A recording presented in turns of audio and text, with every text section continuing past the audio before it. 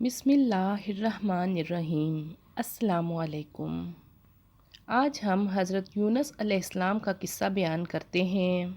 حضرت یونس علیہ السلام اللہ تعالیٰ کے انبیاء میں سے ایک ہیں۔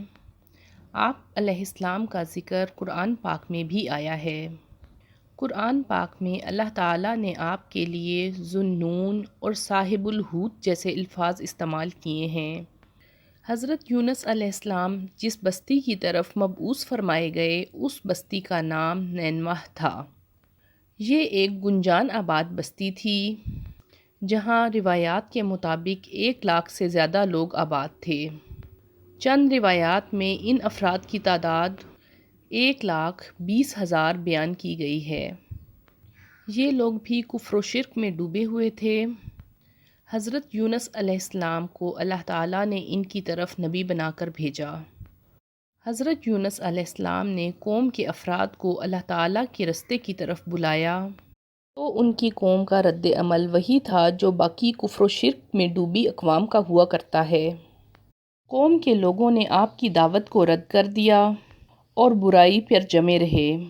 حضرت یونس علیہ السلام نے مختلف دلیلوں کے ذریعے لوگوں کو سمجھانے کی کوشش کی مگر لوگ اپنی ڈھٹائی پر جمے رہے اور ایسے جواب دیتے جن سے حضرت یونس علیہ السلام کو تکلیف ہو۔ حضرت یونس علیہ السلام نے اپنی قوم کو سمجھایا کہ اگر تم لوگ میری بات نہ سنو گے تو اس میں میرا کچھ بھی نقصان نہیں، تم کو اللہ کا عذاب آ پکڑے گا اور پھر تم کچھ بھی کر سکنے کے نہ ہوگے۔ قوم ڈٹائی پر جمی رہی اور آخر حضرت یونس علیہ السلام نے قوم کو آگاہ کیا کہ فلاں دن تم پر عذاب آ جائے گا۔ اس کے بعد آپ علیہ السلام غصے کی حالت میں بستی سے نکل گئے، جبکہ اللہ تعالیٰ نے انہیں متعین دن تک مہلت دینے کی اجازت تو دی تھی لیکن بستی سے نکلنے کا حکم نہیں فرمایا تھا۔ لیکن حضرت یونس علیہ السلام قوم کو آگاہ کرنے کے بعد غصے کی حالت میں بستی سے نکل گئے۔ قرآن پاک میں سورہ انبیاء میں اللہ تعالیٰ یوں فرماتے ہیں، اور مچھلی والے کو یاد کرو جبکہ وہ غصے میں چل دیا اور خیال کیا کہ ہم اسے نہ پکڑ سکیں گے۔ مفسرین نے اس آیت کی تفسیر یوں بیان کی ہے کہ حضرت یونس علیہ السلام نے یہ گمان کیا تھا اللہ تعالیٰ تمام واقعات سے خوب واقف ہے اور وہ قوم کا رد عمل خوب اچھے طریقے سے دیکھ رہا ہے، یہ بھی کہ ان لوگوں نے مجھ پر زندگی کس طرح تنگ کر دی ہے، سو اب ان پر تو عذاب کا وقت مقرر ہو چکا ہے، سو اب مجھے یہاں سے چلے جانا چاہیے۔ سو وہ غصے کے عالم میں وہاں سے چلے گئے اور اللہ کے حکم کا انتظار نہ کیا۔ اس کیفیت کو اللہ تعالیٰ نے قرآن پاک میں یوں بیان کیا ہے، اور اس نے گمان کیا کہ ہم اس پر کسی طرح کی کوئی تنگی نہ کریں گے۔ حضرت یونس علیہ السلام کے وہاں سے چلے جانے کے بعد بستی نینوہ پر عذاب کے اثرات آنے شروع ہو گئے۔ ایک بہت بڑا سیاہ بادل بستی کی طرف آنے لگا۔ عذاب کے ان اثار کو دیکھ کر قوم کے لوگوں کو حضرت یونس علیہ السلام کی باتیں یاد آ رہی تھیں اور ان کے دل خوفزدہ ہو رہے تھے۔ اس قوم کے لوگ بخوبی واقف تھے اس عذاب کے بارے میں جو قوم لوط پر آیا تھا۔ اب یہ لوگ اس بڑے بادل کو دیکھ رہے تھے جس میں انہیں آگ کی چنگاریاں نظر آ رہی تھیں۔ اب قوم کے لوگ خوف کا شکار ہو رہے تھے اور متحد ہو کر ایک دوسرے کو پہلے کی قوموں پر آنے والے عذاب کی داستانیں سنا رہے تھے۔ قوم کے لوگوں نے کہا، جس طرح وہ قومیں عذاب سے ہلاک کر دی گئیں، ہم پر بھی یہ عذاب آیا چاہتا ہے اور اس کے اثرات نمودار ہونے شروع ہو چکے ہیں۔ قوم کے لوگوں نے اس بات پر اتفاق کر لیا کہ حضرت یونس علیہ السلام کی کہی ہوئی ہر بات بالکل سچ ہے اور انہوں نے اپنی غلطیاں تسلیم کر لیں۔ لیکن اس وقت حضرت یونس علیہ السلام قوم میں موجود نہ تھے۔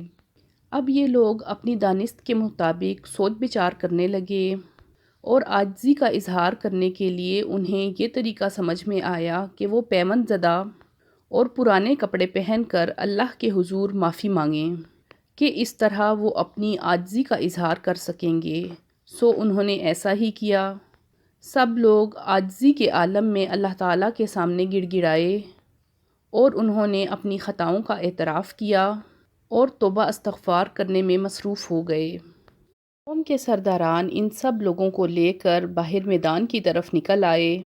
یہاں سب لوگوں نے کھڑے ہو کر رو رو کر اللہ تعالیٰ سے اپنے گناہوں کی معافی مانگی اور اللہ تعالیٰ سے اس کی رحمت مانگنے لگے۔ بادل کا یہ عذاب 3 دن تک ان کے سروں پر منڈلاتا رہا اور یہ لوگ 3 دن تک آہوزاری کرتے رہے اور اپنے گناہوں کی معافی مانگتے رہے اور اپنی عاجزی ظاہر کرتے رہے۔ اللہ تعالیٰ نے ان پر اپنا کرم فرمایا اور انہیں معاف کر دیا اور عذاب کو ان سے پھیر دیا۔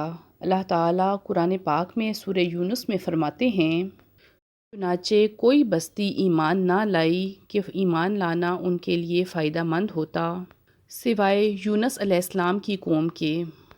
قصص الانبیاء کا مطالعہ کرنے سے معلوم ہوتا ہے کہ اقوام پر جب اللہ تعالیٰ کے عذاب کے آثار ظاہر ہوتے تو بھی وہ ڈٹائی پر جمی رہتیں، جیسے کہ قوم عاد جب انہوں نے بادل کو دیکھا تو کہا یہ تو میل آ رہا ہے، حالانکہ حضرت ہود علیہ السلام انہیں بتا رہے تھے کہ یہ عذاب ہے، لیکن وہ لوگ اپنی ڈٹائی پر جمے رہے۔ اسی طرح حضرت لوط علیہ السلام اپنی قوم کو سمجھاتے رہے، لیکن وہ لوگ دشمنی میں بہت آگے نکل گئے۔ اس کے برعکس حضرت یونس علیہ السلام کی قوم اپنی غلطیوں کا اعتراف کر کے راہ راست پر آ گئی۔ ادھر حضرت یونس علیہ السلام نہیں جانتے تھے کہ قوم کا کیا انجام ہوا۔ وہ غصے کے عالم میں چلتے ہوئے ایک سمندر کے کنارے جا پہنچے جہاں ایک کشتی پر سامان لدا ہوا تھا اور سواریاں اس پر سوار تھیں۔ حضرت یونس علیہ السلام بھی اسی کشتی میں سوار ہو گئے۔ کشتی چلی اور ابھی کچھ ہی آگے پہنچی تھی کہ سمندر میں طغیانی آ گئی اور لہریں اٹھنے لگیں۔ کشتی میں موجود افراد ایک دوسرے سے کہنے لگے وزن ہلکا کرو اور اپنا اپنا ساز و سامان سمندر میں پھینک دو۔ چنانچہ انہوں نے ایسا ہی کیا اور سب افراد نے اپنا اپنا ساز و سامان سمندر میں پھینک دیا۔ سمندر میں طغیانی اتنی شدید تھی کہ سامان پھینکنے کے باوجود کشتی سنبھالنا مشکل ہو رہا تھا۔ چنانچہ کشتی میں بیٹھے افراد نے اب یہ فیصلہ کیا کہ بوجھ مزید ہلکا کرنا پڑے گا، اس لیے کرہ ڈالو اور جس کے نام کا کرہ نکلے اسے سمندر میں پھینک دو۔ یہ عمل اس وقت تک جاری رکھو جب تک کشتی اپنا بوجھ خود اٹھا نہ لے، کہ سب لوگوں کے ڈوبنے سے بہتر ہے کہ جو افراد بچائے جا سکتے ہیں انہیں بچا لیا جائے۔ چنانچہ کرہ اندازی کی گئی۔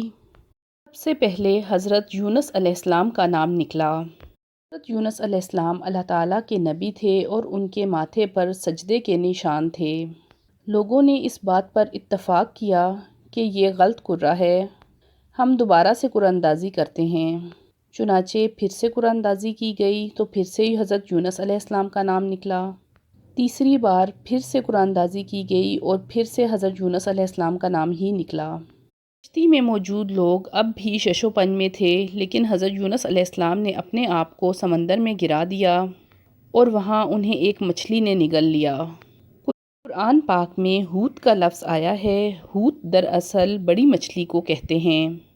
اللہ تعالیٰ نے اس بڑی مچھلی کو القاح فرمایا کہ انہیں کھانا نہیں، نہ ہی ان کے جسم کو کوئی گزن پہنچے۔ قرآن پاک میں یوں آتا ہے کہ پھر مچھلی نے انہیں نگل لیا اور وہ اپنے آپ کو ملامت کرنے لگے۔ مفسرین بیان کرتے ہیں کہ یہاں حضرت یونس علیہ السلام 3 طرح کے اندھیروں میں موجود تھے: مچھلی کے پیٹ کا اندھیرا، سمندر کا اندھیرا اور رات کا اندھیرا۔ کچھ روایات میں بیان کیا گیا ہے کہ حضرت یونس علیہ السلام مچھلی کے پیٹ میں 3 دن تک رہے اور کچھ روایات میں یہ دن 7 ہیں، واللہ عالم۔ پھر حضرت یونس علیہ السلام نے اللہ تعالیٰ کو پکارا، جسے قرآن پاک میں یوں بیان کیا گیا ہے: پھر ان اندھیروں سے اس نے ہمیں پکارا، الہی تیرے سوا کوئی عبادت کے لائق نہیں، تو پاک ہے، بے شک میں ظالموں میں ہو گیا۔ یہ دعائے مستجاب ہے، یعنی مقبول دعاؤں میں سے ہے۔ اس دعا کے بعد اللہ تعالیٰ نے انہیں پریشانی سے نجات دی۔ چنانچہ مچھلی اللہ کے حکم سے کنارے تک آئی، انہیں کنارے پر ڈالا اور خود سمندر میں واپس چلی گئی۔ اس وقت حضرت یونس علیہ السلام بہت کمزور ہو چکے تھے۔ اللہ تعالیٰ کے حکم سے ایک درخت اگا اور اس پر کدو کی بیل چڑھ گئی۔ اس سب میں اللہ تعالیٰ کی بہت سی حکمتیں ہیں۔ دراصل جب حضرت یونس علیہ السلام مچھلی کے پیٹ میں رہے تو ان کی جلد کی باہر کی سطح اتر چکی تھی۔ تب اللہ تعالیٰ نے انہیں گرمی کی سختی سے بچانے کے لیے ایک درخت اگا دیا جس کی چھاؤں میں انہیں راحت ملتی، اور کدو کی بیل میں ایک خاصیت یہ ہے کہ حشرات الارض اس سے دور رہتے ہیں، اور اس طرح اللہ تعالیٰ نے حضرت یونس علیہ السلام کو حشرات الارض سے بچا لیا۔ بے شک اللہ تعالیٰ قادر مطلق اور حکمت والا ہے۔ پھر حضرت یونس علیہ السلام رفتہ رفتہ صحت یاب ہوئے اور قوم کی طرف واپس پلٹے۔ بستی میں واپس آ کر حضرت یونس علیہ السلام نے دیکھا کہ کایا ہی پلٹ چکی ہے۔ سب لوگ آپ علیہ السلام پر ایمان لے آئے اور یوں یہ قوم عذاب الہی سے بچ گئی۔ اللہ تعالی ہم سب کو بھی معاف فرمائے اور ہم پر دنیا و آخرت میں اپنا رحم فرمائے، آمین یا رب العالمین۔